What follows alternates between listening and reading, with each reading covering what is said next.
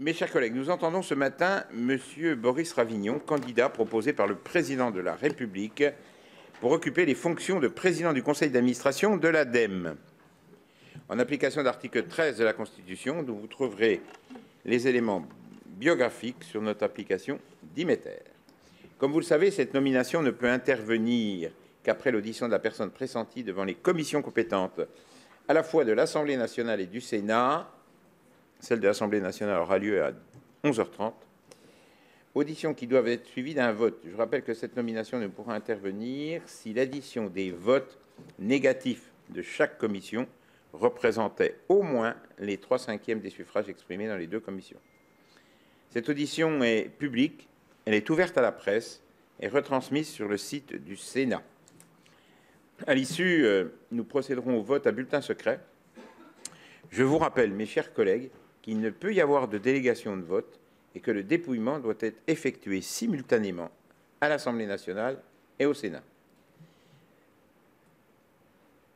Je vais sans attendre passer la parole à notre rapporteure, Martha de Cidrac, qui va conduire cette audition.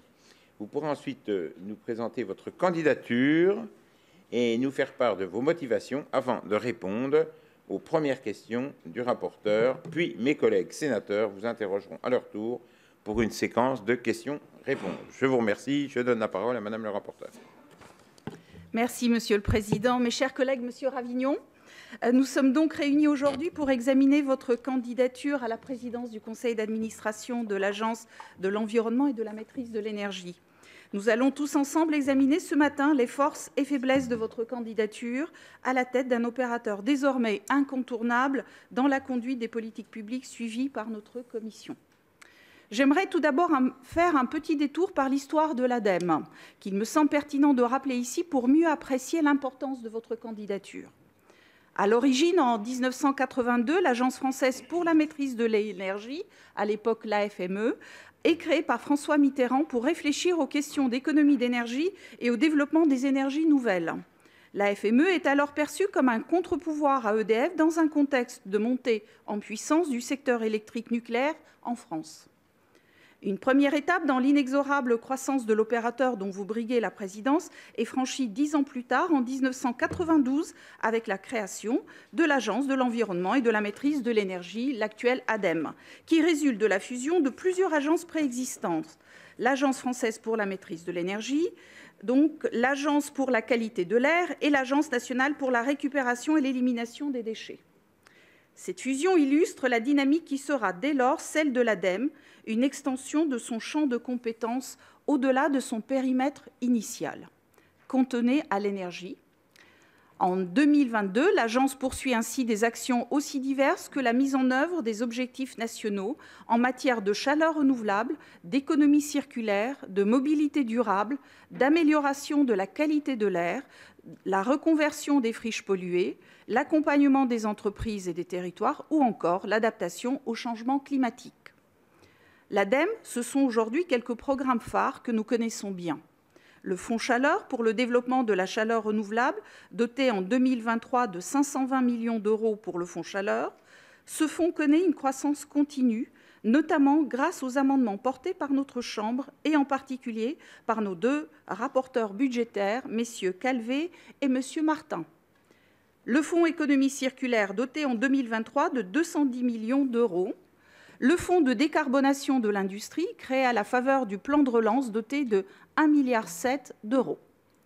À la lecture de cette histoire de l'ADEME, on comprend que l'agence est passée institutionnellement de la marge au cœur du réacteur, si vous me permettez le jeu de mots, pour devenir un acteur incontournable mais autonome. À la lecture de l'histoire de l'ADEME et de son institutionnalisation progressive, on comprend également que les problématiques environnementales qu'elle porte, notamment les économies d'énergie et le développement des énergies renouvelables, ont fini par irriguer pleinement le débat public. Cette croissance continue de l'ADEME s'est récemment traduite par une très forte augmentation des moyens budgétaires mis à sa disposition. Alors que son budget fluctuait lors de la précédente décennie entre 500 millions d'euros et 1 milliard d'euros, il atteindra en 2023 un niveau record de 4,2 milliards d'euros. Je constate toutefois que les moyens humains n'ont pas suivi dans les mêmes proportions. Les effectifs vont certes augmenter en 2023 avec la création de 90 postes supplémentaires. Mais il faut prendre un peu de recul.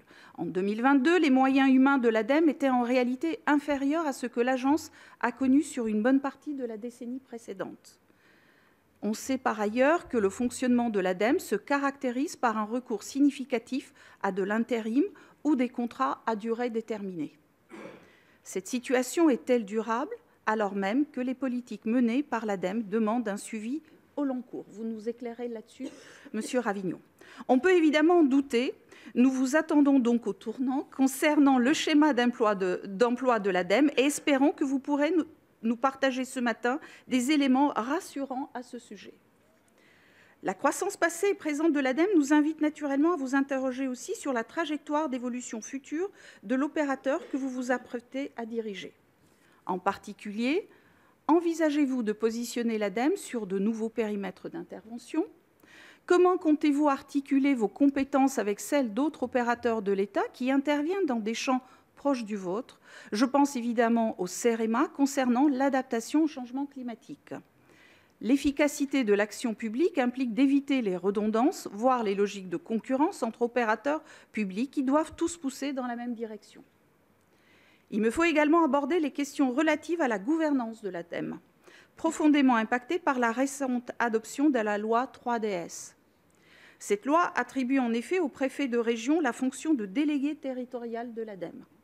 Le préfet de région représentera localement l'établissement et dictera à l'attention du représentant territorial de l'établissement des directives d'action territoriale et participera à l'évaluation du responsable territorial de l'établissement. Si on peut comprendre la volonté d'un contrôle de l'État sur un établissement dont l'importance croît d'année en année, cette évolution ne doit pas se traduire par une mainmise de Paris sur l'action territoriale de l'ADEME. Nous le savons, c'est un motif d'inquiétude pour votre prédécesseur. Monsieur Ravignon, pouvez-vous nous donner des garanties quant à l'autonomie de l'établissement vis-à-vis de l'État? C'est un point qui sera très important dans l'appréciation que nous porterons à votre candidature.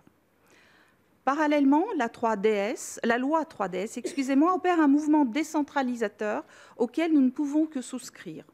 En effet, le législateur a souhaité mieux associer les établissements publics de coopération intercommunale à fiscalité propre à la gouvernance de l'ADEME. Il a également prévu la délégation d'une partie des fonds chaleur et économie circulaire gérés par l'ADEME aux régions volontaires ayant conclu avec l'agence une convention de transition énergétique régionale. Souhaitez-vous renforcer plus encore les relations et collaborations entre l'ADEME et les collectivités territoriales, en particulier avec le duo région-intercommunalité? J'aimerais enfin vous poser une question plus spécifique sur l'application de la loi relative à la lutte contre le gaspillage et à l'économie circulaire, à laquelle nous avons largement contribué. Nous avons souhaité renforcer les moyens de l'ADEME pour contrôler les éco-organismes. Pour cela, nous avons créé une redevance directement prélevée sur les filières pour financer des ETP dédiés. Par ailleurs, nous avons élaboré un régime de sanctions pour pénaliser les éco-organismes en cas de non-respect de leurs obligations et de non-atteinte des objectifs qui leur sont assignés. Pour faire avancer notre politique d'économie circulaire, il nous faut maintenant assurer la crédibilité de cet édifice de contrôle et de sanctions. Nous attendons donc de vous que vous fassiez preuve d'autonomie et, le cas échéant, de fermeté vis-à-vis des filières de responsabilité élargie du producteur. Sans cela, la loi AGEC sera un échec. Votre responsabilité est très grande et nous espérons que vous pourrez nous rassurer quant à votre volonté d'agir résolument en la matière. Je vous remercie pour votre écoute et vous laisse nous apporter des éléments de réponse à ces premiers questionnements. Merci, Madame la rapporteure. Monsieur le candidat à la présidence de l'ADEME, je vous cède la parole. Voilà. Merci, Monsieur le Président. Merci, Madame le rapporteur. Mesdames et Messieurs, d'abord, permettez-moi de dire l'honneur qui est le mien ce matin d'être auditionné par votre commission dans le cadre de ce processus de nomination à la présidence du conseil d'administration de l'ADEME. Démarche qui, je crois, et vous me permettrez, Monsieur le Président, de commencer par avoir un propos nature à présenter un peu justement ma candidature avant de revenir très précisément sur les questions que vous m'avez posées, Madame la rapporteure. Donc je voulais d'abord vous dire que cette démarche et ma présence aujourd'hui, ce matin devant vous, ne devait vraiment rien au hasard. Que les questions d'environnement, de ce qu'on appelle aujourd'hui la transition écologique, c'est pas toujours appelé comme ça, notamment au moment du Grenelle de l'environnement, on avait d'autres termes mais ce que nous regroupons aujourd'hui dans ce large mouvement que notre société et notre pays et le monde doit engager en termes de transition écologique, eh bien, ce sont des sujets qui me motivent, me passionnent et dans lesquels je me suis impliqué depuis très longtemps. Je faisais mention du Grenelle de l'environnement parce que mon engagement politique national a commencé à ce moment-là, au moment où, effectivement, conseiller de Nicolas Sarkozy à la présidence de la République de 2007 à 2012, j'ai, à la fois au départ, aux côtés de Chantal Joanneau sur le lancement du Grenelle de l'environnement et avec, bien sûr, les ministres de l'époque, notamment Jean-Louis Borloo. Et puis, je l'ai mis en œuvre aussi, à la demande, effectivement, du président de la République pendant les 5 ans qui ont suivi. Et donc, les deux grandes lois qui sont nées à ce moment-là eh bien, ont été des sujets de travail presque quotidien. Et certains des éléments que vous mentionniez à l'instant, Madame le rapporteur, comme le fonds chaleur, qui sont nés à ce moment-là, qui sont, je crois, et toutes les évaluations qui ont été faites sur le sujet le démontrent plutôt un beau succès. Eh bien, c'est, je crois, la petite fierté d'y avoir pu y contribuer à leur naissance. Donc ces sujets, je les ai toujours trouvés absolument essentiels, fondamentaux. Et quand, en 2014, j'ai eu la chance que mes concitoyens carolo-macériens, donc Charleville-Mézières, dont je suis aujourd'hui le maire, bien me fassent confiance aux élections municipales, ce qui m'a permis aussi d'assurer la présidence de l'agglomération. Charleville-Mézières-Sedan, alors elle est devenue depuis Ardennes Métropole. On cherche tous à être un peu des métropoles, même si on ne fait que 130 000 habitants, et puis qu'on est un territoire très largement rural. Donc sur ce territoire, eh bien, j'ai poursuivi, moi, de manière très très active, cet engagement, avec un travail sur les mobilités, justement, sur le développement des mobilités actives, mobilités douces, ponctué par un référendum local que nous avons remporté l'année dernière sur ce développement du vélo dans la ville de Charleville-Mézières et qui a été, je crois, salué par la Fédération des usagers de la bicyclette, la FUB, qui a constaté que Charleville-Mézières était la ville moyenne qui avait le plus progressé en termes d'équipements cyclables au cours des dernières années. Ça, c'est le domaine des mobilités, mais je ne vais pas ici faire une liste exhaustive des actions qui ont été conduites. Néanmoins, nous avons aussi été, je crois, précurseurs dans le développement de la mobilité électrique, avec aujourd'hui un équipement en borne de recharge qui est l'un des meilleurs de France. On a 150 bornes de recharge sur l'ensemble du territoire de l'agglomération. Et ça produit des effets, puisqu'aujourd'hui, le département est en train de finir de s'équiper avec un peu la même densité. Et donc, les Ardennes, département effectivement très largement rural, eh bien, je crois, en partie déjà prise ce virage important de la mobilité électrique. Et puis, je pourrais mentionner, parce que c'est aussi dans les politiques de l'ADEME, et je vais y revenir, la question des déchets, puisque nous sommes, a priori, la première et pour l'instant la seule agglomération du Grand Est à nous être engagés dans une TOM incitative pour aller chercher encore davantage de réduction des ordures ménagères. Donc c'est vous le voyez, ces questions de transition écologique, eh bien, après y avoir travaillé au niveau national de manière, pour le coup, plutôt intellectuelle, je n'ai eu de cesse de m'y appliquer et de les mettre en pratique dans la vie d'élu local qui est la mienne. Alors ça, c'est pas simplement pour témoigner de cette motivation que je raconte tout ça, parce que ça m'a aussi permis de voir l'importance de l'ADEME, puisque sur toutes ces politiques que je viens de mentionner, j'ai retrouvé effectivement l'Agence de l'environnement et de la maîtrise de l'énergie, que ce soit sur le développement de la mobilité électrique ou sur l'accompagnement qu'il nous apporte aujourd'hui sur la réduction des déchets. Donc je sais d'expérience comme élu local, ville de Charleville-Mézières, agglomération, et puis Entre-temps, en 2021, j'ai été aussi élu au Conseil régional. Et là encore, au Conseil régional du Grand Est, nous avons un partenariat, je crois, assez exemplaire avec l'ADEME. Et donc, je vois bien le caractère absolument central, vous l'avez dit, vous l'avez constaté vous-même, que prend l'ADEME aujourd'hui sur la plupart de ces sujets. Ils ne sont pas tous, mais je crois qu'on a déjà un panel extrêmement large et très complet pour agir. Et ces missions qui sont confiées à l'ADEME, eh bien aujourd'hui, me semblent tout à fait cruciales. Alors on arrive à un moment qui me semble être tout à fait particulier où je crois qu'il y a, vous le disiez vous-même aussi, Madame le rapporteur, consensus sur le fait qu'il nous faut avancer, qu'il nous faut désormais, si vous me permettez les expressions, passer la surmultiplier, massifier cette transition écologique, à la fois pour nos concitoyens, les particuliers, mais aussi pour les collectivités. Je sais ici au Sénat à quel point vous y êtes sensible, et puis pour les entreprises de notre pays. Donc il y a vraiment une série de cibles, de populations cibles sur lesquelles nous devons travailler aujourd'hui. Et c'est bien moi le sens de ma candidature, c'est d'être un élu local connaissant bien les enjeux, les difficultés, mais aussi, je crois, les possibilités, le potentiel de la transition écologique au niveau du territoire. Candidat à la présidence de l'ADEME pour effectivement accompagner ce mouvement et le développer, l'amplifier encore.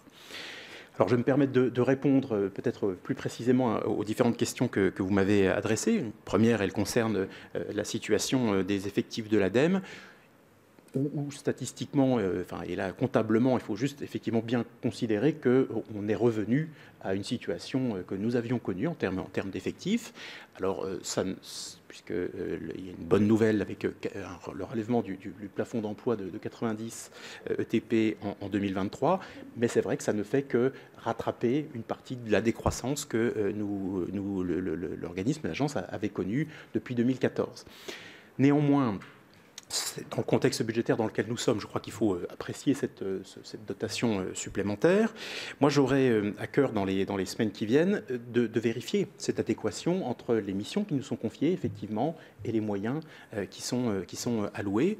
Nous sommes un établissement public gouverné par, effectivement, un plafond d'emploi. Et donc, je vais, parce que c'est, je crois, vraiment l'intérêt profond de l'agence et de la mission si vous en décidez ainsi, me serait confié, eh bien, vérifier qu'il y a adéquation, qu'il y a justement, nous avons les moyens et que l'on donne les moyens en effectif suffisants.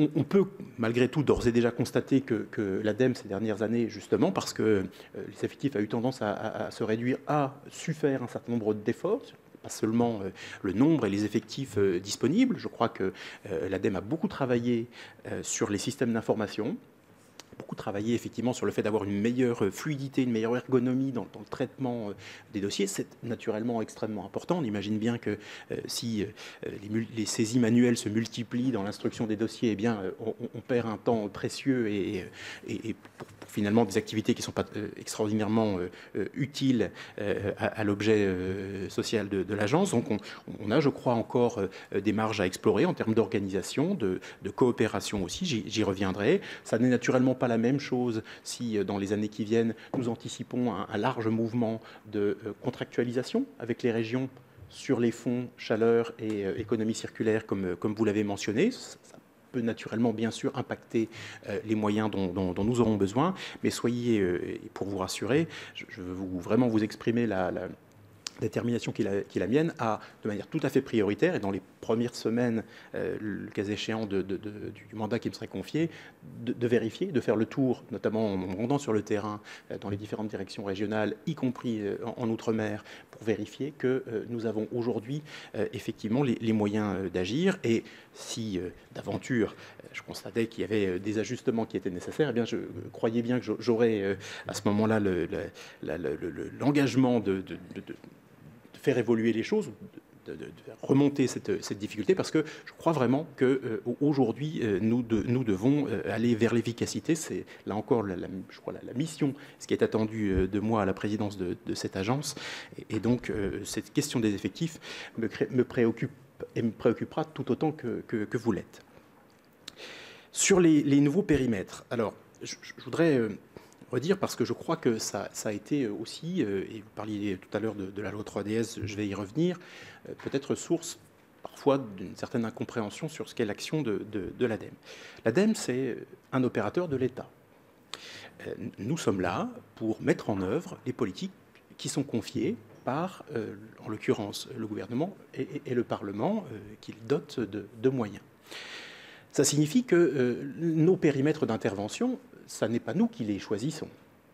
On a certes, et c'est extrêmement précieux à l'ADEME, une véritable expertise sur tous les sujets qu'on a évoqués, qui permet d'avoir, avec les 3 ministères de tutelle, la transition écologique, la transition énergétique et l'enseignement supérieur recherche, je crois, une discussion intéressante, y compris en termes de stratégie. Quand le gouvernement élabore sa stratégie sur le sujet de l'économie circulaire, il serait absurde qu'on se passe des compétences de l'ADEME, de l'expertise de l'ADEME sur ces sujets.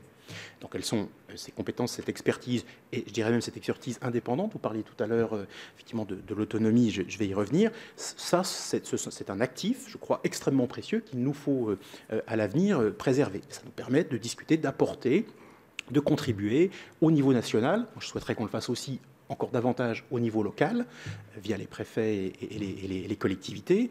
Mais donc, on a ce rôle d'opérateur qui, connaissant particulièrement bien les sujets, peut, avec ses tutelles, interagir et apporter, je crois, des choses à la définition des politiques. Mais nous ne choisissons pas les périmètres qui nous sont alloués. Et donc, je considère que sur les politiques qui nous sont confiées, nous avons, à les mettre en œuvre. Que notre objectif, c'est un objectif d'efficacité, d'efficience même, parce que je pense que dans le contexte budgétaire dans lequel nous sommes, les moyens que nous utilisons pour atteindre nos objectifs sont importants comme partout.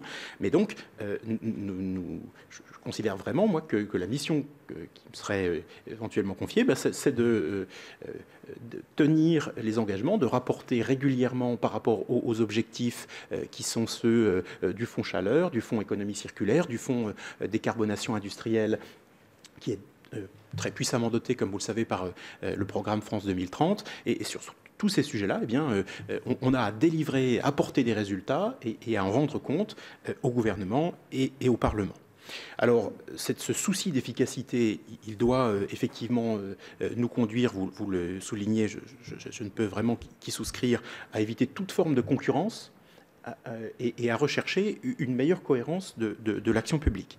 C'est d'abord vrai, vous le disiez, vous le mentionniez, avec un certain nombre d'opérateurs, d'autres opérateurs de l'État ou d'opérateurs nationaux. Le CEREMA, bien sûr, qui est un pôle d'ingénierie dont chacun reconnaît la très grande qualité. J'espère pouvoir rencontrer très prochainement sa présidente et puis que nous amplifions la coopération qui aujourd'hui n'est pas formalisée entre l'ADEME et le CEREMA, mais qui, je crois, mérite tout à fait de l'être. Mais on pourrait mentionner l'Agence nationale de la cohésion des territoires. On pourrait aussi, bien sûr, parler de BPI France et peut-être encore de beaucoup d'autres organismes avec lesquels il me semble qu'il est indispensable que nous ayons finalement des conventions qui encadrent notre coopération et qu'on ait, au-delà de ça, au-delà de conventions, une vraie coopération et des rapprochements réguliers pour nous coordonner sur l'action. C'est, je crois, cette concurrence aussi, il faut que nous y réfléchissions dans la coordination entre l'action de l'État et des collectivités locales. Moi, je suis en ce moment, et même si c'est un mandat que je quitterai en cas si je prends la présidence de l'ADEME, vice-président de la région Grand Est, en charge du développement économique. Et quand je lis ce qui est aujourd'hui le programme de l'ADEME, que sont les modalités d'action que nous avons sur le fonds décarbonation industrielle, c'est-à-dire faire des diagnostics, proposer des diagnostics, sensibiliser, pas simplement les très grands émetteurs, là, les 50 qui ont été réunis il y a quelques semaines à l'Élysée, mais les 26 000 PMI de France qui ont besoin de s'engager elles aussi dans la transition énergétique. Eh bien, quand je lis les modalités, donc on fait des diagnostics et puis ensuite sur les programmes d'investissement de décarbonation, on mobilise des fonds publics pour aider ces entreprises à faire ces investissements le plus rapidement possible. Eh bien, j'y lis les mêmes modalités d'intervention d'intervention que ce que je sais être mis en place en ce moment en région Grand Est et ce que je sais par région de France être mis en place dans les 12 autres régions métropolitaines au moins. Donc, se pose la question de savoir si on va tous aller travailler à la décarbonation industrielle de notre pays en ordre dispersé, ou si on essaie au contraire plutôt de coordonner les choses. L'argent public étant quand même particulièrement rare en ce moment, j'ai une petite préférence pour la seconde option. Et je crois qu'aujourd'hui, ce que vous indiquiez, effectivement, l'idée d'éviter cette concurrence, eh bien, il nous faut vraiment y travailler entre opérateurs de l'État, avec les services de l'État. Je reviendrai sur la question de relation avec les préfets, et puis aussi avec les collectivités territoriales. Et je crois voilà, pouvoir dire que, comme élu local, c'est quelque chose qui me parle particulièrement parce que on a vraiment le besoin, sur un sujet aussi essentiel que la transition écologique, eh bien de travailler tous dans un cadre cohérent. Vous avez effectivement relevé l'évolution que la loi 3DS apporte au fonctionnement de l'ADEME dans les territoires, avec le préfet qui devient, alors comme... C'est pas pour banaliser le sujet, je vais y revenir, je pense que ça c'est tout sauf banal et anodin, ce qui s'est passé avec la loi 3DS. Il faut qu'on en comprenne complètement le sens à l'ADEME. C'est d'ailleurs un message qu'il faudra que j'ai aussi, si, le cas échéant, avec les cadres, avec les personnels de l'ADEME. Mais le préfet délégué territorial, bah, c'est le cas par exemple pour l'Agence nationale de la rénovation urbaine, que je vois fonctionner dans mon territoire et je sais qu'il fonctionne dans d'autres, sans que ça pose des difficultés majeures. Néanmoins, c'est une évolution importante pour l'ADEME qui a longtemps eu effectivement une autonomie de gestion beaucoup plus grande. Est-ce que cette autonomie de gestion ne s'est pas accompagnée, c'est l'hypothèse que je fais, de quelques maladresses dans le fonctionnement, dans l'articulation, dans la cohérence au niveau territorial? J'ai tendance à le penser. Parce que je crois que ce qui s'est passé avec la loi 3DS, c'est aussi une réaction, pour le coup, des services de l'État et notamment du corps préfectoral qui, dans un certain nombre de cas, ont dû pouvoir pointer que tel délégué territorial de l'ADEME ou tel service conduisait des opérations dont il n'avait pas complètement connaissance et que la cohérence de l'action de l'État, l'ADEME est un opérateur de l'État, au niveau local, était mise à mal par ce mode de fonctionnement. Donc on a, je crois, mis en place un dispositif qui remet très clairement l'ADEME au niveau territorial sous l'autorité du préfet. Et pour moi, aujourd'hui, ça constitue la loi, ça constitue notre principe de fonctionnement et il faut que nous en tirions tous les avantages que ça représente. Là encore, parler de cohérence tout à l'heure, je pense qu'effectivement, au niveau local, les préfets qui ont signé avec les territoires les contrats de relance et de transition écologique ont la connaissance d'un très grand nombre de projets des collectivités qui vont absolument dans le sens de la transition écologique. Eh bien, je crois qu'au-delà de respecter la loi 3DS, l'ADEME aujourd'hui doit devenir un pôle d'expertise et finalement d'aide, de proposition à destination des préfets de région et des préfets de département, parce que il me semble que c'est pas simplement ce que la loi nous prescrit, mais simplement même ce que l'exigence de cohérence de l'action publique nous demande de faire. Donc je crois qu'il n'y a pas, s'agissant d'un opérateur de l'État, à redouter particulièrement de mainmise sur le fonctionnement. Je serais, moi, comme président, attaché à ce que l'ADEME garde son autonomie de gestion. Je crois bien aussi l'autonomie de gestion. Ça suscite des initiatives, ça permet certainement d'aller plus rapidement sur certains sujets, mais qu'il nous faut respecter le cadre institutionnel qui nous est donné. Là encore, parce que je crois qu'il est un cadre de bon sens et qu'il rejoint une préoccupation que nous avons tous, qui est quand même de voir l'État et ses différents instruments ou outils agir de manière coordonnée, y compris au niveau local. Je pense que là, pour le maire que je suis, c'est pas mal aussi qu'il y ait un interlocuteur, en l'occurrence le préfet, et que l'ensemble des opérateurs de l'État soient finalement rangés derrière lui. Sur la décentralisation, partage bien sûr vraiment ce que vous évoquez. Moi, je suis à titre personnel tout à fait convaincu que une grosse partie des sujets de transition écologique va se jouer dans chacun de nos territoires, et notamment dans la capacité effectivement des élus à expliquer, à entraîner. On travaille beaucoup, c'est assez logique, sur l'acceptabilité sociale d'un certain nombre de changements. On sait que la sobriété énergétique, ça n'est pas seulement un sujet simple et qui se résume à quelques réglages de température quand on touche à l'évolution des mobilités, ou plus durablement à la structuration de l'habitat, à la périurbanisation. On est sur des sujets qui touchent très vite des enjeux fondamentaux de nos concitoyens. Et je crois que c'est vraiment le rôle et l'honneur des élus locaux de notre pays, eh bien, que de participer à cette explication, à cette sensibilisation aux enjeux. Et donc, effectivement, je crois que le rôle d'un opérateur de l'État comme l'ADEME, c'est vraiment d'être aux côtés des territoires qui sont sur la ligne de front de cette transition écologique, de leur apporter des moyens, des solutions. Et donc, je crois vraiment qu'il fait partie de la mission qui me serait confiée, d'être dans cette territorialisation encore accrue de l'ADEME. Alors, la loi permet de travailler avec les régions sur la délégation donc, du fonds chaleur et du fonds économie circulaire, mais je crois qu'il nous faut aller encore au-delà, et que l'ADEME soit présente en soutien auprès des autres territoires inférieurs, en dessous du infra-région, plutôt, aux établissements publics de coopération intercommunale. Parce que c'est souvent à ce niveau-là que les choses se mettent en place. Et je crois là encore que le cadre qui a été posé et parfois suscité un peu de scepticisme, qui est celui des CRTE, eh bien, doit peut-être nous permettre, avec une vraie présence de l'ADEME aux côtés des élus, de les accompagner sur l'ingénierie et sur le financement de tous ces projets de transition écologique. Je terminerai, vous m'avez interrogé aussi sur la loi AGEC et ses conséquences.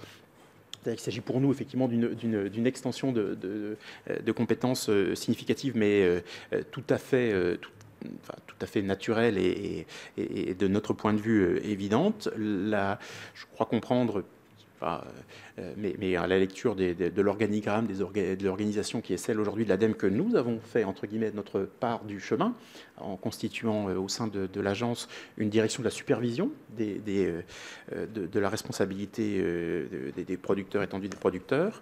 Et aujourd'hui, on est en train d'essayer, encore par la voie amiable, mais de trouver une solution au blocage des éco-organismes sur le versement des redevances qui vont nous permettre ce financement. Il y a un budget annexe qui a été mis en place et qui aujourd'hui n'est pas alimenté par les redevances qui ont été instituées pourtant par la loi. Et donc, on a à reprendre une démarche dans un premier temps diplomatique et amiable avec ces différents éco-organismes, mais il va quand même falloir que la loi s'applique. Et je vous confirme que si ça n'était pas le cas, l'ADEME ne pourrait pas laisser ce sujet en l'état, et qu'au-delà effectivement de recevoir les ressources pour assurer les missions, je crois effectivement que la surveillance du bon fonctionnement de ces REP, de ces responsabilités étendues des producteurs, est un sujet essentiel de l'économie circulaire en métropole, mais encore peut-être davantage dans les territoires d'outre-mer, où le sujet des déchets, d'ailleurs, je crois qu'un rapport sénatorial vient de le pointer encore tout récemment, est particulièrement criant, important. Et donc, nous saurons faire preuve à la fois là de fermeté et puis de toutes les capacités d'initiative pour obtenir que ce sujet finalement soit traité par l'ADEME comme le législateur a entendu le faire dans la loi AGEC toute récente. Voilà, j'ai été très long, je suis désolé. C'était nécessaire. Merci. Je vais donc donner la parole à Joël Bigot. Merci, Monsieur le Président. Mes chers collègues, Monsieur le candidat, Monsieur le maire, et ce n'est pas par hasard que j'emploie ce mot, ça n'est pas faute d'avoir interpellé à plusieurs reprises le gouvernement sur cette vacance de la présidence de l'ADEME provoquée par le départ anticipé d'Arnaud Leroy en juin dernier, que nous avons aujourd'hui beaucoup de plaisir à vous recevoir. Membre du CA de l'ADEME, j'ai pu constater que cette vacance de l'ADEME, qui a duré quand même 6 mois, a créé des inquiétudes et jeté une certaine confusion dans les services de cette instance. L'ADEME, c'est le premier opérateur de l'État pour la transition écologique à l'heure de la sobriété générale pour nos concitoyens et pour les collectivités territoriales. Et durant l'examen du projet de loi de finances qui s'achève, il eût été judicieux et profitable d'avoir un président de l'ADEME qui puisse porter une voix singulière dans le débat budgétaire. Cette page est maintenant derrière nous, mais je voulais quand même le dire. Pour la seconde année, les moyens de l'ADEME sont en hausse. Martha de Cidrac l'a dit tout à l'heure, une hausse de 46 millions d'euros, passant de 164 à 210 millions. On ne va pas s'écharper sur les chiffres, je pense que c'est ça. Néanmoins, cette augmentation de budget qu'il faut saluer ne doit pas dissimuler certaines baisses de crédits, comme ceux dédiés au Fonds de prévention des risques naturels, dit Fonds Barnier. En dernier lieu, il n'est pas sûr que cette augmentation soit à la hauteur des nouvelles missions dévolues à l'ADEME par la loi AGEC, notamment avec la supervision des nouvelles filières REP. Vous l'avez abordé dans votre propos liminaire. Par ailleurs, ça a été souligné également par Martin de Cidrac, qu'il y a un véritable enjeu d'emploi public à l'ADEME. Même si certains postes sont créés, on constate clairement que les effectifs sont quasiment constants depuis 2009, alors que les crédits à piloter sont de plus en plus importants. L'ADEME recrute donc des intérimaires qui sont en incapacité de suivre les dossiers sur le long terme, ce qui n'est pas bon pour notre ingénierie d'État et pour le suivi des projets des collectivités territoriales. Je pense que vous avez conscience de cette problématique et que vous pourrez nous répondre sur ce sujet. Depuis la loi 3DS, que vous avez abordée également, nous avons compris que le gouvernement souhaite reprendre en main, voire recadrer, là le mot est de moi, l'ADEME sous la houlette des préfets de région. Mais vous l'avez esquissé et votre propos est sans ambiguïté. Effectivement, l'ADEME a eu trop d'autonomie. Il convient de, moi je dis recadrer, vous avez d'autres termes pour le qualifier. Christophe Béchu expliquait récemment dans la Gazette des communes que la nomination du nouveau patron de l'ADEME offrirait l'occasion d'avoir des feuilles de route de début de mandat pour les différentes agences d'ingénierie de l'État en matière de transition écologique, notamment le CEREMA et la NCT. Je veux dire que les élus locaux, face à ce nouveau dispositif, sont un petit peu perdus. On a le sentiment qu'il va falloir une période d'adaptation. Jusqu'ici, le fonctionnement de l'ADEME offrait quand même une certaine souplesse qui permettait de consommer tous les crédits, voire de les réorienter au cours de l'année. J'en sais quelque chose, j'étais au conseil d'administration. Là, ça risque d'être un fonctionnement plus en silo et il risque d'y avoir sans doute des enveloppes qui ne seront pas consommées. Donc, quelle est votre vision de l'articulation entre l'ADEME, la NCT, le CEREMA et l'État déconcentré? Avez-vous connaissance des feuilles de route qu'évoque le ministre de la Transition écologique? Et puis, il y a un autre point d'importance que je crois qu'il faut qu'on traite. Dans mon propos liminaire, je vous ai qualifié Monsieur le maire. Pourquoi? Parce que le président de l'ADEME avait une fonction à temps plein à l'ADEME. Vous êtes maire, vous avez dit que vous alliez démissionner de vos fonctions à la région. Comptez-vous démissionner de vos mandats électifs à la mairie ou à l'agglomération de Charleville-Mézières pour vous consacrer entièrement à votre tâche de président de région, de la première agence écologique de l'État? Quelle sera votre décision? Si d'aventure ça n'était pas le cas, je crois que ça induirait véritablement un changement de fonction, de paradigme pour la présidence de l'ADEME, qui deviendrait le bras armé des décisions de l'État central pour faire appliquer les décisions. Donc, pour connaître l'ADEME de l'intérieur, je peux vous dire que dans une période où les élus ont besoin de tout le soutien nécessaire à leur projet, ça me paraît fondamental. Enfin, dernier point. Comme vous le savez sûrement, et je vais m'arrêter là après, l'ADEME a publié en 2021 4 scénarios pour atteindre la neutralité carbone en 2050. Ces scénarios prévoient tous une part importante d'électricité renouvelable. Avez-vous pu en prendre connaissance? Et penchez-vous plus particulièrement pour l'un de ces scénarios. Je vous remercie. Merci. Je vais donner aussi la parole à Didier Mandelli, puis après vous répondrez aux deux. Didier. Merci, Monsieur le Président. Monsieur le candidat, je voudrais tout d'abord dire que, pour ce qui me concerne, et je pense que nous sommes nombreux à le penser, moi je n'ai aucun doute sur à la fois vos compétences, sur votre appétence pour la fonction et demain sur votre efficacité à conduire ou à diriger ou à présider l'ADEME. Ma question, elle est plutôt dans un contexte, enfin j'ai plusieurs questions, j'en ai deux, dont une qui rejoint celle de mon collègue qui vient de s'exprimer, Joël. On est dans un contexte où le président de la République vient de nommer ou de désigner depuis quelques semaines, quelques mois, un grand nombre de personnalités à la tête de différents organismes. Nous avons eu bien sûr pour succéder à Christophe Béchu, devenu ministre, à la FIT, Jean Castex, qui, quelques semaines plus tard, abandonne la FIT pour prendre la présidence de la RATP. Nous aurons dans quelques jours ou quelques semaines l'audition d'un candidat à la présidence de la FIT pour succéder à Jean Castex. Nous vous auditionnons aujourd'hui. J'ai une question simple. On sait comment se déroule ce genre de candidature ou de désignation. Et j'ai du mal, comme sans doute beaucoup, à traduire la pensée du président de la République, ou l'objectif, ou les objectifs dans le cadre de ces désignations. Est-ce qu'il s'agit, voilà, je vais vous dire les choses comme je le pense. Est-ce qu'il s'agit d'une récompense pour avoir fait allégeance, avoir fait un pas dans la direction du président de la République? Est-ce qu'il s'agit pour le président de la République de dire « je fais confiance aux élus locaux qui ont fait leurs preuves » à Charleville-Mézières, à Dunkerque et peut-être ailleurs? Moi, j'ai du mal à déceler, mais cette pensée est complexe. Donc voilà, je ne suis pas sûr que vous puissiez me répondre. Voilà. Mais j'aimerais connaître le processus qui amène. J'avais posé la question à Christophe Béchu quand il était désigné pour la FIT. J'ai posé à peu près le même genre de questions à Jean Castex. Moi, j'aimerais que pour nos concitoyens et les élus, que les choses soient claires.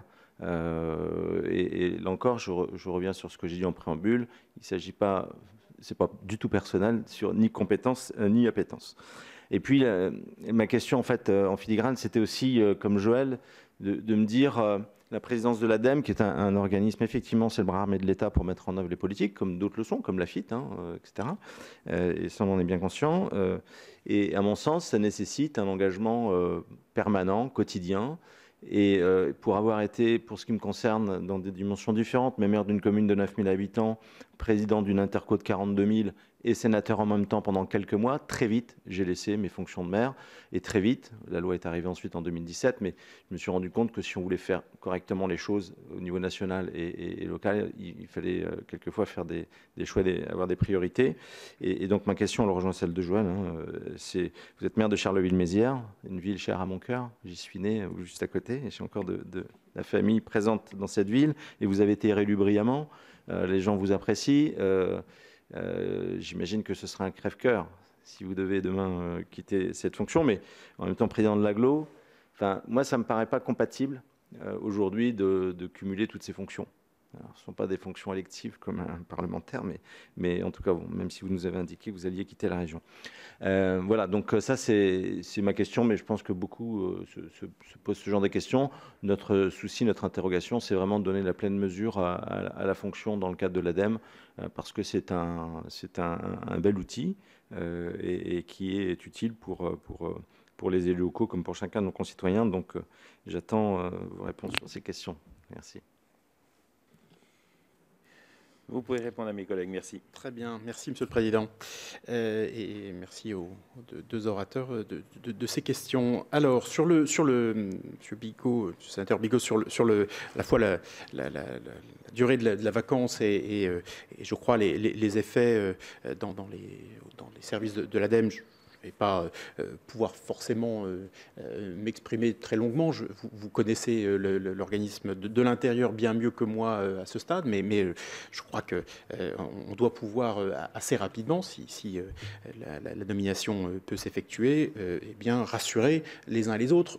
Cette agence, c'est vraiment l'agence des solutions pour la transition écologique. Il y a un sens profond qui n'échappe à aucun des cadres et des agents de cette agence. Et donc, Il me semble que dans le contexte d'urgence écologique climatique dans lequel nous sommes, les choses devraient pouvoir s'organiser assez vite et la remobilisation, si besoin était, se faire très rapidement.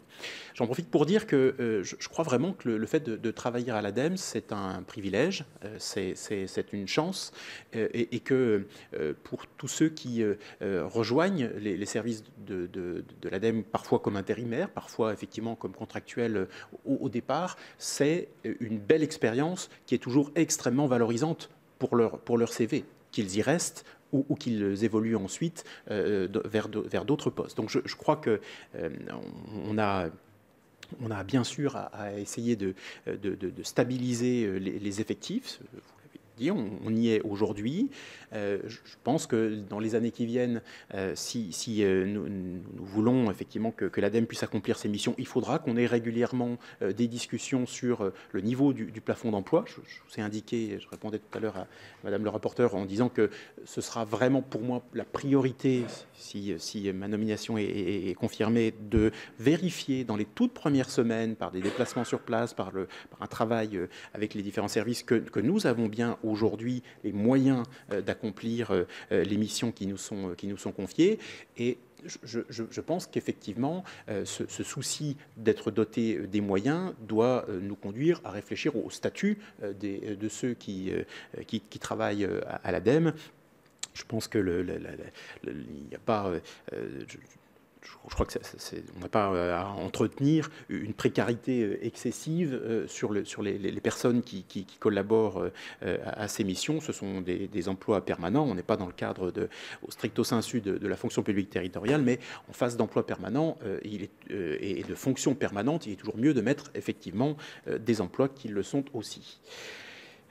Sur la question de la souplesse et du fonctionnement en silo. Alors là, honnêtement, si l'évolution de la loi 3DS devait nous conduire à recompartimenter et à revenir sur un fonctionnement vraiment en silo, ce serait, je crois, le contraire de ce que le législateur a voulu. Si il y a un sens à cette disposition, c'est vraiment bien qu'au niveau local, on ait au contraire plus de cohérence. Et c'est moi dans cet esprit-là que je pense qu'il faut faire vivre les dispositions aujourd'hui. L'ADEME doit être au niveau local vraiment le pôle d'expertise et de soutien et d'accompagnement de la transition écologique dont le préfet est l'un des acteurs majeurs avec les collectivités. Donc il doit vraiment y avoir un travail quotidien, hebdomadaire, de coopération entre les délégations, les directions régionales et les services de l'État. Donc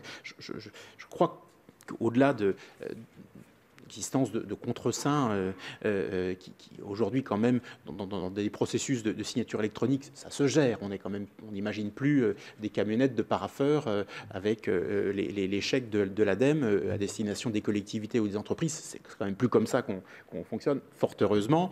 Et donc je pense qu'on doit pouvoir arriver à concilier le respect de la loi, parce que c'est indiscutable. Et là encore, je crois que cette évolution, elle n'est pas arrivée de manière anodine ou par hasard. Et puis la souplesse, effectivement, une souplesse de gestion et une facilité une réactivité plus exactement dans la réponse aux sollicitations des entreprises et des collectivités qui me semble essentielle. J'ai un peu évoqué tout à l'heure le sujet du CEREMA et de la NCT, mais je pense que avec ces organismes, nous devons nous coordonner. Ils ont, le CEREMA, une compétence extrêmement pointue sur un certain nombre de domaines en matière d'ingénierie pour la destination des collectivités. La NCT a du soutien de l'ingénierie également, mais ni l'un ni l'autre de ces organismes n'ont aujourd'hui à leur disposition des fonds comme ceux dont nous disposons pour accompagner concrètement les projets et je crois peut-être pas non plus, sans leur faire insulte, les capacités de l'expertise que nous avons sur les thématiques qui nous ont été confiées depuis parfois plusieurs décennies. Donc on va devoir travailler avec eux pour bien s'articuler, mais il me semble que ça n'est pas de manière abusive que l'agence ADEME peut se dire agence de la transition écologique.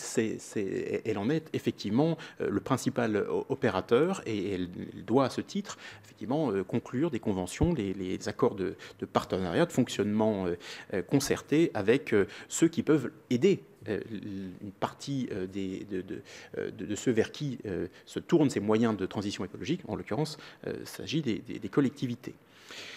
Alors, vous me posez cette question, et monsieur le sénateur Mandelli également, sur la question de l'engagement comme président de l'ADEME. Moi, je suis tout à fait conscient d'être candidat à une fonction d'action et absolument pas à une fonction de représentation. C'est tout à fait clair. Et donc, je peux vous dire, dit ici avec toute la solennité que revêt cet engagement devant la représentation nationale que vous êtes, que je serai un président à plein temps de l'ADEME. J'assurerai pleinement, si vous en décidez ainsi, si les deux assemblées en décident ainsi, pleinement les missions qu'il est envisagé de me confier et qui sont des missions effectivement d'action. Je suis convaincu, et c'est un débat finalement qui prolonge les débats qu'on peut avoir parfois sur l'intérêt ou les inconvénients du cumul des mandats. Je suis convaincu que je serai un bien meilleur président de l'ADEME, en restant maire et en étant sur le terrain auprès des collègues, dans la mise en œuvre, sur là encore ce que je disais tout à l'heure, la ligne de front de l'action territoriale, qu'en ne l'étant pas. Et donc, c'est pour moi, au-delà de l'attachement que je peux avoir à mon mandat, Mandelli, qui était maire, effectivement, imagine bien le lien de confiance fort qui existe aujourd'hui entre les Carolo-Massériens et moi, mais je pense vraiment qu'il s'agit là plutôt d'une synergie, de quelque chose d'utile, je serai effectivement maire sur mon temps personnel, avec des équipes qui, depuis 8 ans, fonctionnent, qui sont installées à la fois techniquement dans les directions de la ville et de l'agglomération, et puis surtout une équipe d'élus, un collectif d'élus qui travaillent à mes côtés et qui me permettent d'avancer et de fonctionner. Je crois vraiment aujourd'hui que le sujet de président à plein temps de l'ADEME n'en est pas un. J'assumerai totalement ces missions et je serai notamment aussi présent que l'était Arnaud Leroy, déjà pris des dispositions en ce sens pour m'organiser, le cas échéant bien sûr, afin d'être, comme il l'était, toute une partie de la semaine présent à Paris, à Angers, dans les différents sites de l'ADEME. Et puis, ça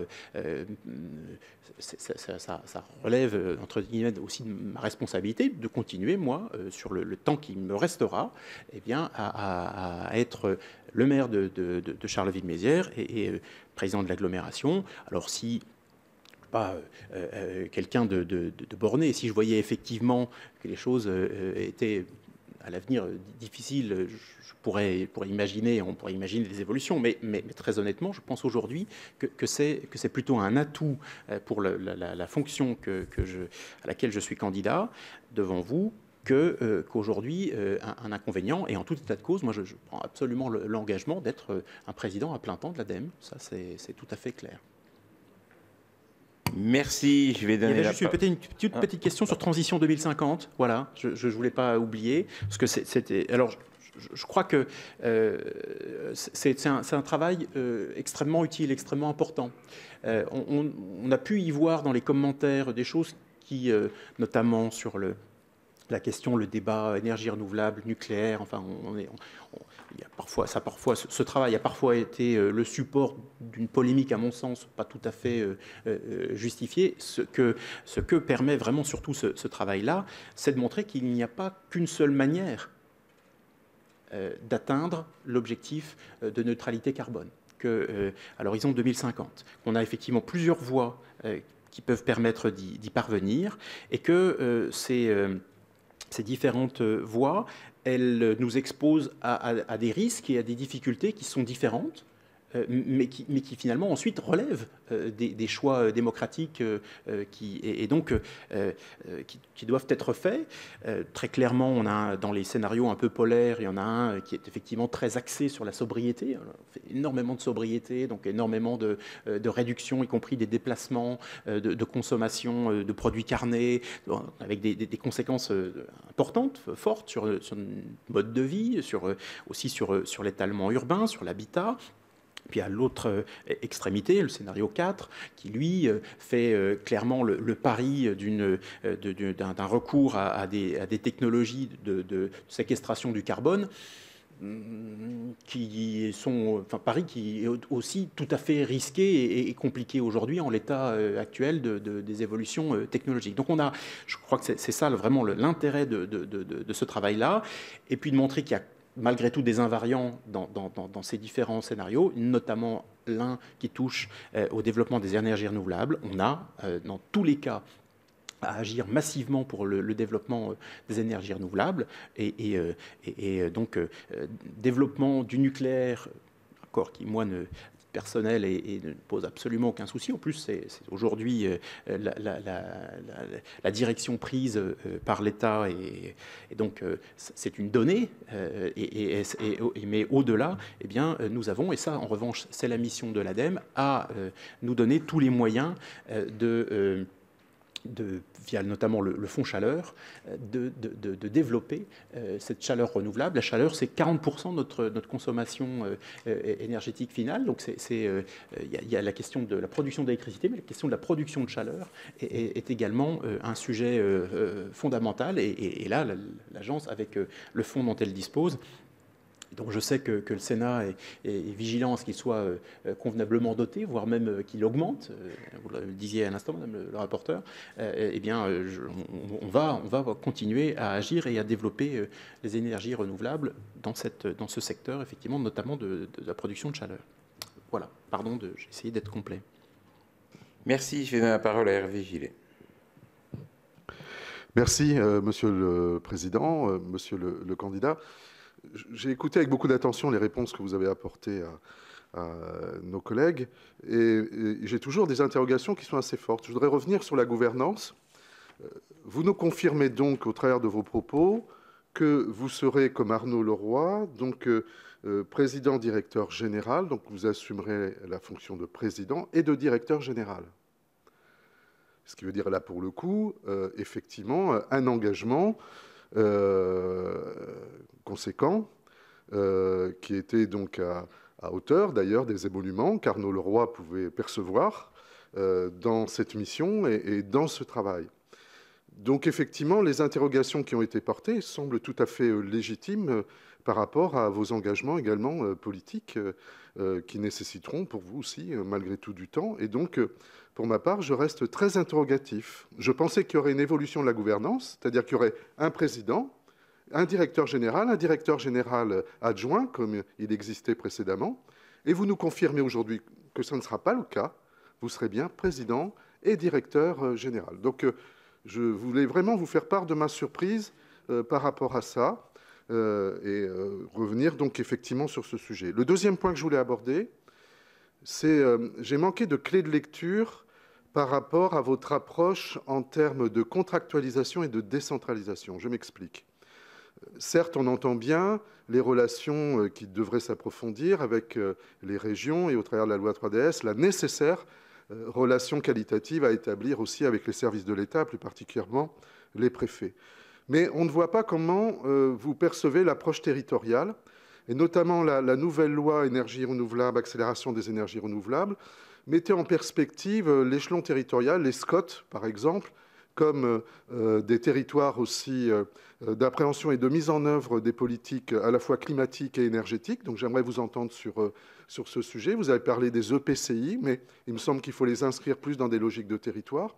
Et pour sortir de la logique d'appel à projet de l'ADEME, qui parfois a été dénoncée d'ailleurs comme un peu trop forte, comment concevez-vous un accompagnement plutôt dans des trajectoires peut-être plus linéaires en termes de temporalité, avec des approches peut-être plus contractualisées aujourd'hui? Et enfin, pour terminer, Quelle vision avez-vous de la complémentarité d'actions avec l'État, notamment sur la mise en œuvre du Fonds vert? Je vous remercie.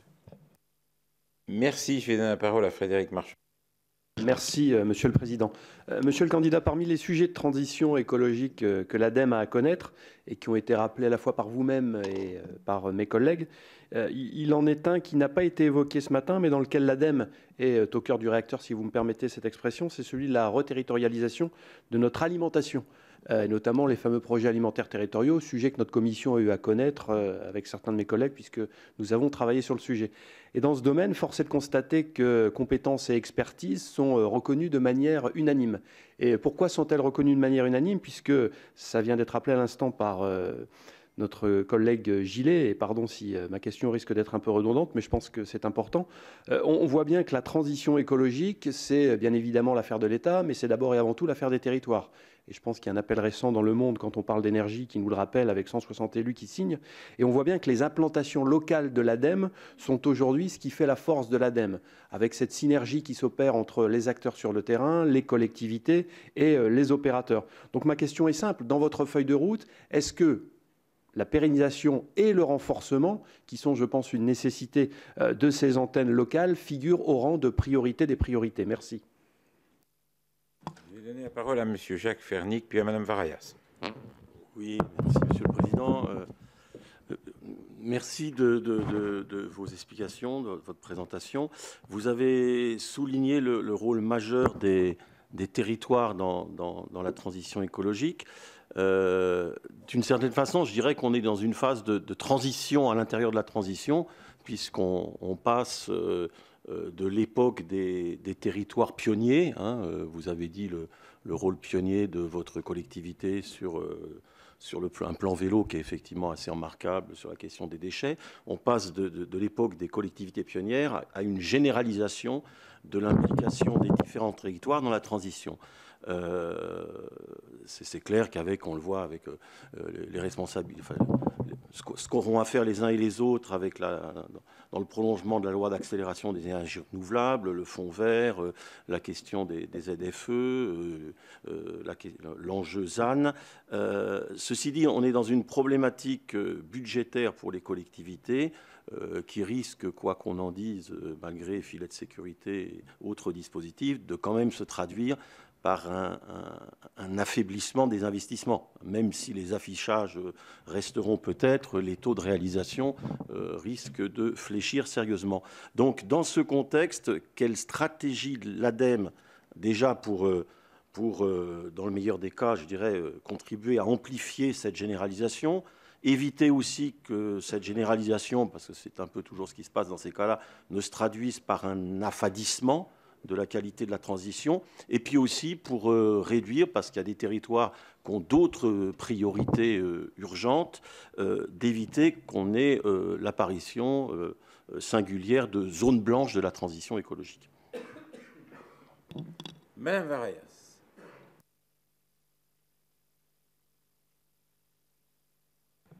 Oui. Bon, écoutez, moi, je ne reviendrai pas sur vos compétences. Je ne vous connais pas, Monsieur Ravignon, mais même si je considère que c'est quand même un challenge qui s'offre devant vous de rester maire, président de l'Agglo, et d'assumer les compétences que vient d'évoquer Monsieur Gillet à travers à la fois la présidence et la direction générale.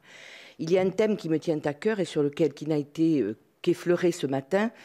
Tout le monde est d'accord pour dire aujourd'hui que nous vivons une période de plus en plus marquée par le dérèglement climatique, avec des impacts de plus en plus visibles et de fortes hausses du prix de l'énergie. Notre parc, dans ce contexte, notre parc bâti représente encore 43% de toute l'énergie consommée dans notre pays.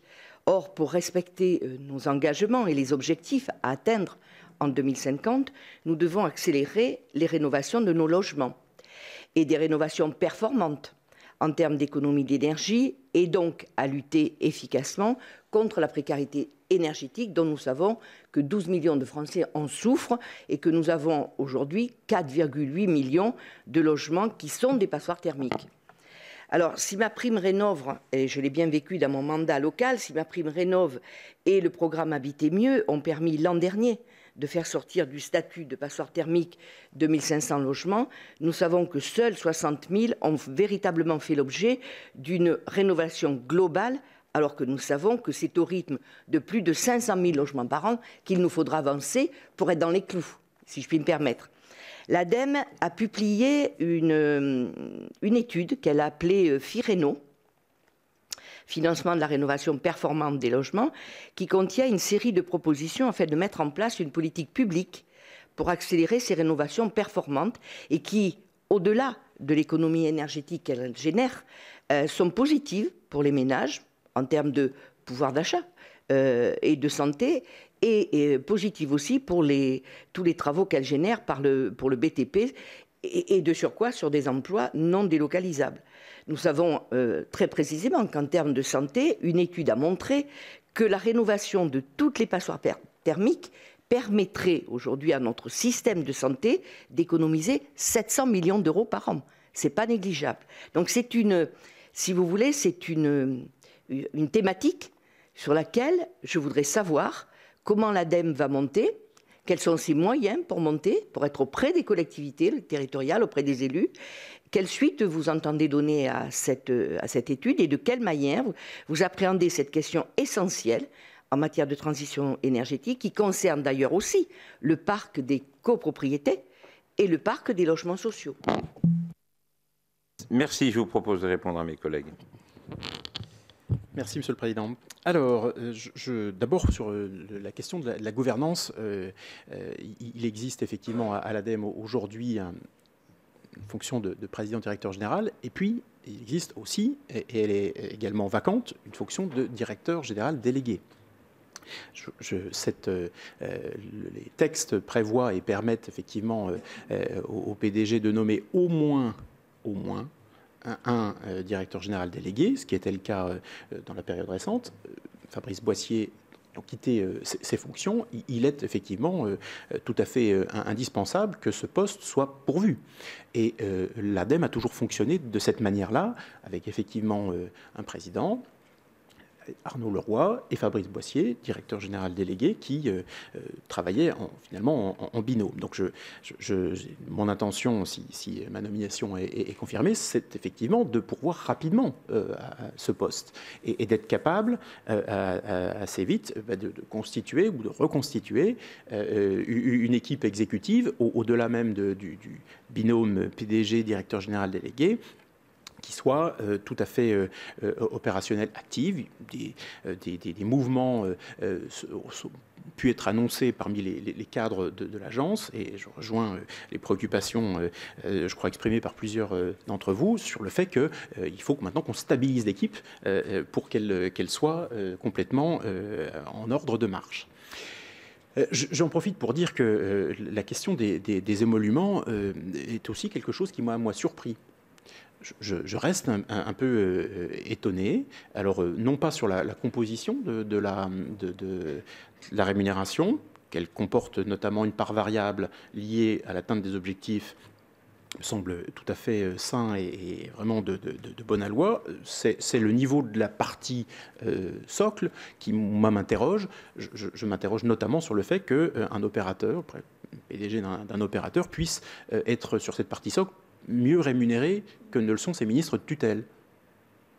Pour moi, pas de difficulté à ce qu'il y ait une remise en ordre de ce sujet, et très concrètement qu'on revoie à la baisse cette rémunération pour qu'il y ait quand même un minimum de hiérarchisation dans le fonctionnement. Il y a peut-être des explications que j'ai du mal à saisir, mais je ne vois pas pourquoi et je ne vois pas comment les opérateurs de l'État peuvent, quels que soient les risques, entre guillemets, auxquels ils sont exposés, risques avec beaucoup de guillemets, être rémunérés mieux que ne le sont les ministres auxquels ils rapportent.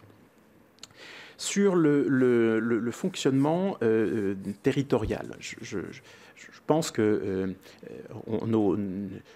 le lien particulier, essentiel que nous devons développer, ça fait partie déjà dans le contrat d'objectifs et de performance qui est signé. Il y a déjà un objectif aujourd'hui pour l'agence de nouer des contacts avec un certain nombre d'intercommunalités. Il nous faut encore aller au-delà, et effectivement l'objectif ce serait qu'il la quasi-totalité, pour éviter justement les zones blanches de la transition écologique, la quasi-totalité des intercommunalités de notre pays puissent avoir effectivement eu ce contact, cette discussion, ce travail sur l'approche d'une cohérence globale de la transition écologique. L'ADEME, elle est d'ores et déjà très présente sur le terrain, puisqu'elle est un des premiers financeurs d'un certain nombre de postes dans les collectivités. Il y a énormément de relais aujourd'hui d'expertise dans les collectivités, financés par l'ADEME, sur le sujet des déchets notamment, mais sur d'autres politiques aussi. Et je pense que cette politique-là, elle doit être poursuivie pour effectivement qu'on apporte et qu'on soutienne la constitution d'une ingénierie. Alors, les SCOT sont aussi, et dans le cadre de développement des énergies renouvelables, un échelon pertinent qui peut devenir en tout cas intéressant. Et donc, ça doit faire partie, ce n'est pas des interlocuteurs directs aujourd'hui de l'ADEME, mais sur la question de la sobriété foncière, eh bien, l'ADEME doit se positionner au niveau local. Et c'est vraiment, je crois, le sens de la territorialisation pour laquelle je plaide, en pôle d'expertise, de ressources et éventuellement donc de financement, de soutien à la mise en place d'une ingénierie dans ces différentes collectivités. Là encore, notre rôle à l'ADEME, c'est de s'assurer, j'y reviendrai sur la question de l'habitat, qu'on est effectivement dans cette démarche de transition écologique, dans une démarche globale et effectivement de bon niveau, et qu'on n'est pas en train de faire de la mal-adaptation ou de la mal-transition écologique, si vous me permettez ce néologisme, en ne prenant qu'une partie des sujets ou en les traitant partiellement. Donc vraiment, je crois que ce chantier-là, il est devant nous, d'aller effectivement encore davantage en pôle de ressources et d'expertise. Et je rejoins tout à fait ce qui a été dit sur l'importance des délégations régionales, direction régionale de l'agence. C'est déjà une petite moitié des effectifs de l'agence. Et si un mouvement doit exister, eh bien c'est effectivement un mouvement pour conforter, renforcer ces présences territoriales, qui, j'ajoute, sont en métropole, mais aussi en Outre-mer. On a une cinquantaine d'agents dans les différentes délégations Outre-mer. On a même des présences dans les territoires où parfois difficile de trouver tous les services de l'État. Je pense à Saint-Pierre-et-Miquelon, je pense à la Nouvelle-Calédonie ou à la Polynésie. Ce sont des présences à lesquelles nous tenons beaucoup et qui sont, à mon avis, essentielles pour l'avenir. Le travail justement sur l'alimentation, sur les programmes alimentaires territoriaux, là encore, je pense que au niveau local, en articulation avec ce que la NCT peut apporter comme soutien à l'ingénierie et ce que les autres services de l'État peuvent faire, notre rôle, c'est vraiment d'aider à ce que les collectivités conçoivent des plans de transition écologique aussi cohérents que possible et globaux. Et donc, je pense que les différentes questions qui ont été posées visent toutes à ce que l'agence soit demain, via ses délégations, encore plus présente auprès des différentes collectivités appelées à participer à la transition écologique. Je crois que c'est d'abord le niveau intercommunal qui doit être ciblé. Le niveau régional l'est, et des textes nous permettent d'intervenir à leur côté, et on a des projets de coopération qui sont déjà très investis, mais je n'oublie pas que d'autres catégories d'organismes, notamment les SCOT, pourraient bénéficier de ce soutien. Sur le fonds vert, j'avais une question sur le fonds vert et l'articulation. Je crois vraiment que le fonds vert, si nous voulons que les moyens considérables qui sont mis là arrivent rapidement dans les collectivités pour permettre les investissements, il faut qu'on reste sur quelque chose de très simple et une territorialisation via le préfet, avec des dépôts de dossiers, avec une sorte finalement un peu de guichet unique au niveau du préfet de département. La quelques sujets du fonds vert qui sont explicitement confiés à l'ADEME en expertise. Et donc, eh bien, je crois que le préfet sera destinataire des demandes, des propositions de soutien des collectivités. Et puis ensuite, c'est finalement dans le traitement des dossiers que l'ADEME pourra être amené à intervenir. Mais je crois qu'il faut qu'on tienne bon là-dessus. Ce serait dommage de refractionner ce fonds et de recréer des différentes voies d'accès. On a un sujet de système d'information à l'ADEME pour que, au niveau de la saisie d'un certain nombre de dossiers, on s'évite des ressaisies. Mais ce sujet, je crois qu'il nous faut on va le régler avec les services de l'État. Et en tout état de cause, c'est quand même pas mal qu'il y ait un point unique de dépôt. Ça devrait permettre à ce fonds d'être plus rapidement consommé et d'arriver sur les projets des collectivités. Je crois qu'aujourd'hui, avec la hausse des prix de l'énergie que subissent la plupart des collectivités importantes, l'attente est extrêmement forte.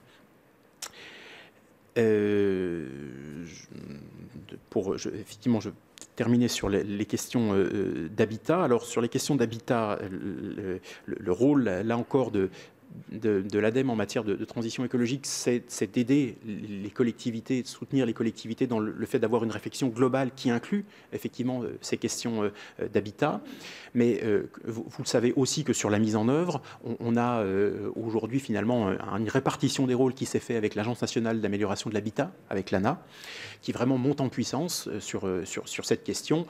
Et très honnêtement, ça rejoint une des réponses que j'ai déjà apportées tout à l'heure. Je crois que l'ADEME ne peut pas tout faire, elle ne doit pas tout faire, elle ne peut pas prétendre être partout. Sinon, elle va se disperser, elle ne sera pas efficace sur les missions qui lui sont confiées. Donc, je trouve très bien qu'il y ait eu finalement cette répartition des choses sur la mise en œuvre avec l'ANA. Je crois que l'ANA a l'expérience, effectivement, et je l'ai vécu au niveau local, des programmes Habiter mieux et aussi, je crois, dispose de moyens importants pour accompagner l'initiative locale sur la rénovation de l'habitat, la lutte contre les passoires thermiques et l'accompagnement finalement aux ménages modestes et les plus modestes dans cette amélioration énergétique de leur habitat. Mais on va garder, nous, au niveau ADEME, dans le lien et dans les encore notamment dans les CRTE, dans la façon dont nous interviendrons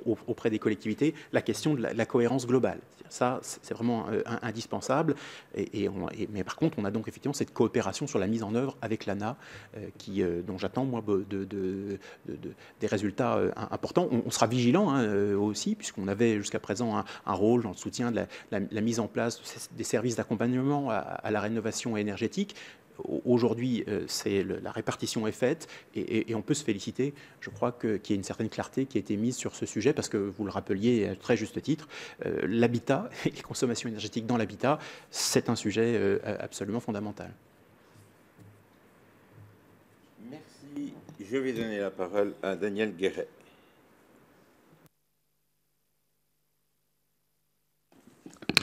Oui.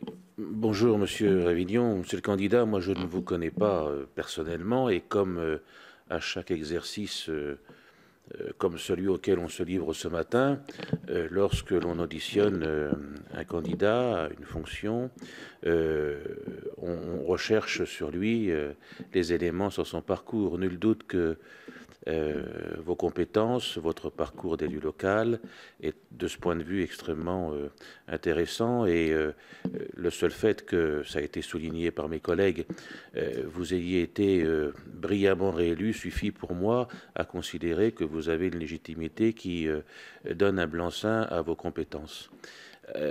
S'agissant du sujet qui nous occupe ce matin, néanmoins, je voudrais vous faire part d'un malaise qui est le mien. Dans la discussion sur la loi 3DS, nous avons eu des débats extrêmement intéressants et tout le monde ici considère que l'ADEME a une mission essentielle.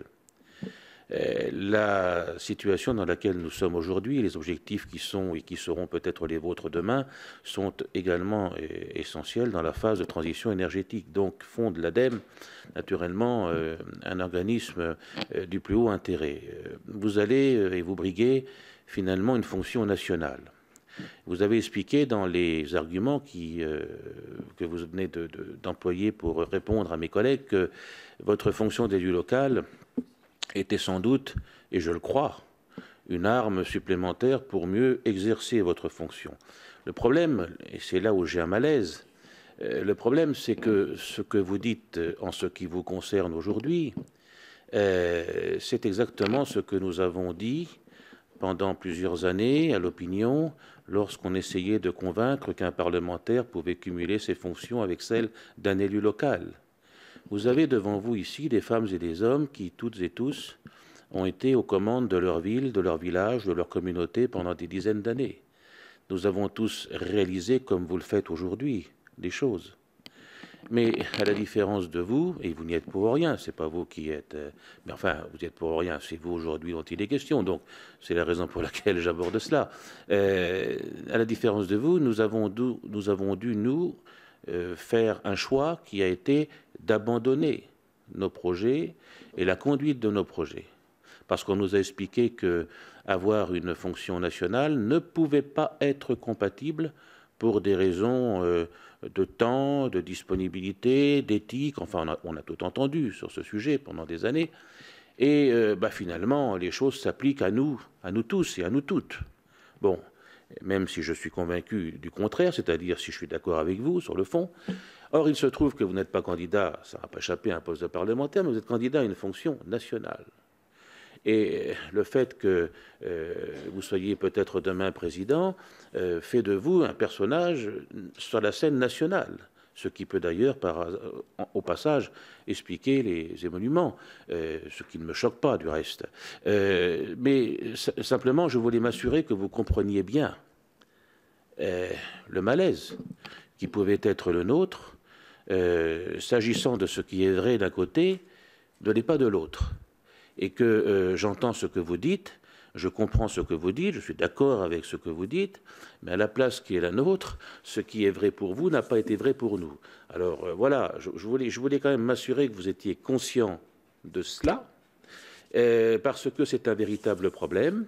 Et moi, je m'interroge aussi sur, finalement, la disponibilité qui sera la vôtre, quand vos territoires sur lesquels vous exercez des fonctions pourront prétendre à un certain nombre de politiques de l'ADEME, eh bien, vous serez dans une situation aussi qu'on nous a renvoyé bien des fois, jugé parti, ceci et cela. Voilà, donc simplement, il faut que vous compreniez qu'il peut y avoir sur cette question un vrai sujet et que ça ne remet en aucun cas le doute sur vos compétences, sur votre parcours, mais ce qui est vrai d'un côté devrait l'être de l'autre, même si la loi ne l'oblige pas. Enfin, je veux dire que vous n'êtes pas candidat à un poste de second ordre, vous êtes candidat à un poste de responsabilité nationale, et je suis de ce point de vue-là interpellé en ma qualité de parlementaire. Voilà, monsieur le candidat, ce que je voulais m'assurer que ça ne vous échappe pas. Merci. Je vais donner la parole à madame Préville. Et ce que je vous propose, c'est qu'on arrête à 10h10, puisque après, il faudra voter, et après, on a effectivement un autre sujet. Merci, Monsieur le Président. Donc, je suis par là. Donc, bien sûr, comme mes collègues, je m'interroge, mais à un autre niveau, sur le fait que vous mainteniez dans vos fonctions électives de mandat local. Puisque moi, il me semble que l'investissement que vous devriez avoir en tant que président-directeur de l'ADEME, l'investissement, l'implication, et notamment l'ouverture d'esprit et la créativité qui, à mon avis, sont celles qui doivent prévaloir à la direction et à la présidence d'un tel organisme, notamment sur des choix très importants. Je vous ai écouté quand vous avez relaté les scénarios de transition énergétique et sur, pas le jugement, mais le regard que vous avez porté. Je me demande, en fait, quel regard vous pourriez porter sur tout le reste du champ d'application de l'ADEME et notamment parce que, en tant que maire et président d'agglomération, vous avez fait des choix. Et vous nous avez parlé, par exemple, de la TOM incitative. Est-ce le stade ultime de gestion des déchets? Quelle est l'ouverture et la créativité et le rôle différent que doit être l'ADEME et l'autre regard qu'on doit porter sur les choses? Voilà, je m'interroge sur ce sujet-là. Parce qu'en tant qu'élu local, vous avez fait des choix. Mais en fait, l'ADEME se préoccupe et ouvre en fait, le champ des possibilités bien plus que cela. Et donc, c'est l'interrogation que j'ai voilà, sur ce sujet-là. Merci. Je vous propose de répondre à mes deux collègues. Merci.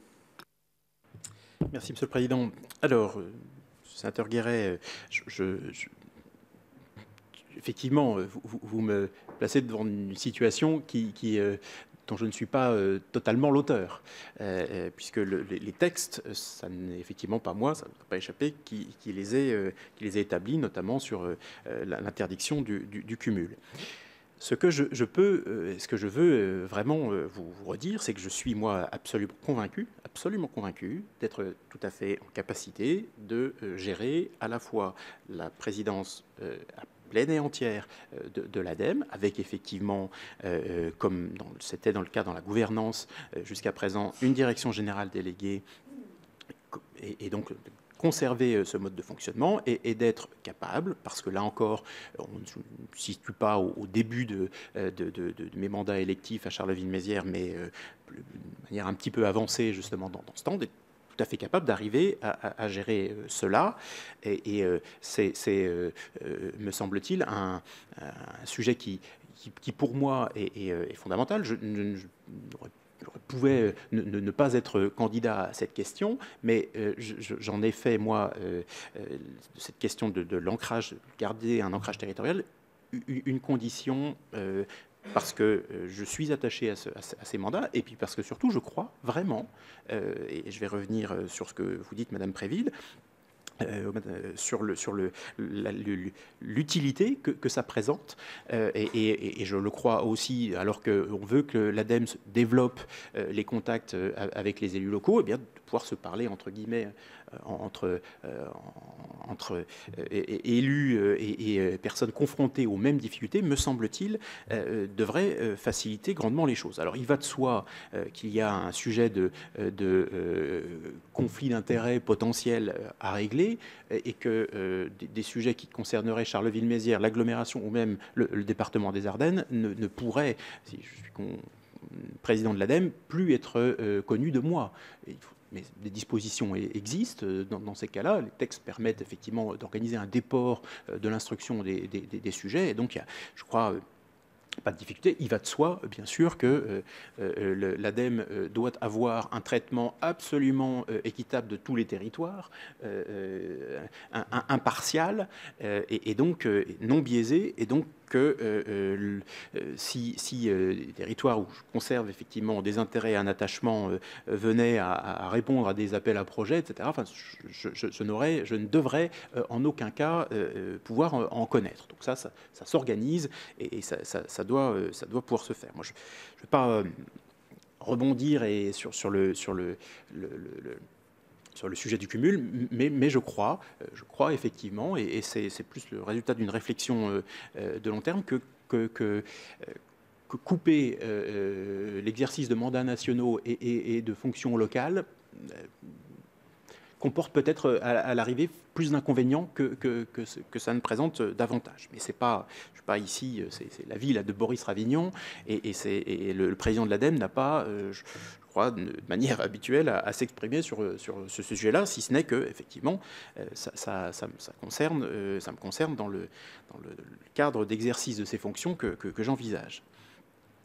Alors, Madame la sénatrice Préville, effectivement, j'ai fait des choix locaux, et ces choix locaux, je crois, ils m'ont sensibilisé, ils m'ont permis de comprendre l'importance du sujet de la réduction des ordures ménagères, la difficulté des différentes voies et moyens d'y parvenir.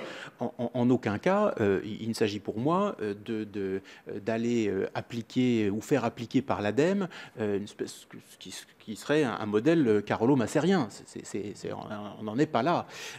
On n'en est pas là parce que d'abord, je vous le dis et je vous prie de me croire, je crois que chaque territoire doit trouver sa voie pour résoudre les problèmes, qu'il s'agisse de déchets, de développement des énergies renouvelables, de sobriété énergétique, de développement des mobilités douces, etc.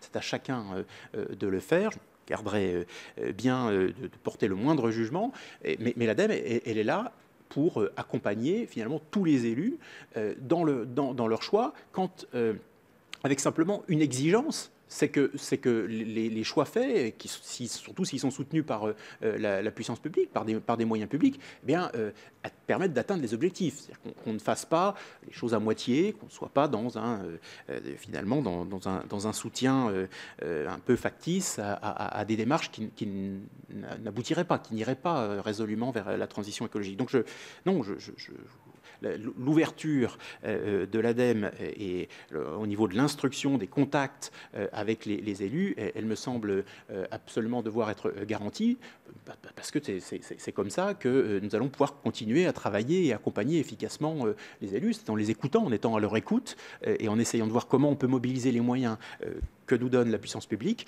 pour aller vers les objectifs de la transition écologique. Merci. Je vais laisser la conclusion à notre rapporteur, Marta de Cidrac. Merci, Président. Alors, je ne sais pas si ce sera une conclusion. En tout cas, je souhaitais vous remercier de vous être prêté au jeu des questions-réponses et d'avoir répondu sur les volets techniques pour ma part, que je considère des réponses rassurantes. Toutefois, vous avez observé, Monsieur Ravignon, un certain nombre de questions sur le volet gouvernance, je vais l'appeler comme ça, sur le volet aussi cumul, en fait, de vos fonctions d'élu local et de la candidature que vous briguez aujourd'hui devant notre assistance. Je suis un petit peu dubitatif, pardonnez-moi, je ne doute pas de vos compétences, je ne doute pas de votre motivation. Toutefois, être président, directeur général d'un grand opérateur national sur un volet éminemment important qui est celui de la transition écologique, je me dis que bon, dans une semaine, on n'a que 7 jours, on n'a que 24 heures dans la journée. Je ne sais pas comment vous envisagez véritablement de consacrer le temps nécessaire pour bien mener ces missions importantes avec un budget qui est en augmentation, ce qui suppose donc des ambitions encore plus fortes et ce qui suppose aussi des missions encore plus fournies. Donc, je vous remercie encore une fois de vous être prêté à cet exercice. Et puis, écoutez, nous allons, Président, j'imagine, procéder au vote et puis nous aurons l'occasion sans doute de nous reparler. Je vous remercie. Merci effectivement pour vos réponses. Je vais vous libérer parce qu'il faut que vous alliez à l'Assemblée nationale, n'est-ce pas? Et puis, je rappelle à mes collègues que nous allons procéder au vote. Je vous rappelle qu'il n'y a aucune délégation de vote possible et que le dépouillement doit s'effectuer simultanément entre notre commission et celle de l'Assemblée nationale, et ça pourra se faire, je pense, vers 13h30. Je rappelle enfin que vous devez inscrire pour, contre, ou si vous votez blanc, rien. Vous ne mettez pas le mot rien, vous me laissez en blanc. Et rien d'autre sur votre bulletin, parce que si vous écrivez autre chose que pour ou contre, il sera considéré comme nul. Nous allons à présent vous appeler nominalement pour venir déposer votre bulletin dans l'urne.